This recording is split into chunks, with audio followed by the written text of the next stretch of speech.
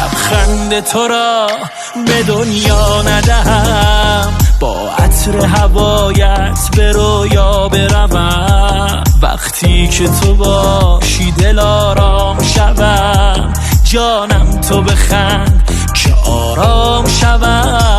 من عاشق چشمان سیاحت شوم، دل بسته آن طرز نگاهت شوم. آنقدر که رخسار تو زیباست مرا دیوانه خود کرد هر بار که دیدم تو را.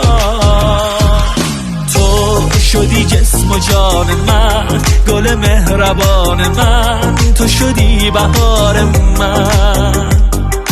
من به تو دل دهم که چون برسم به قلب تو بشوم فدای تو.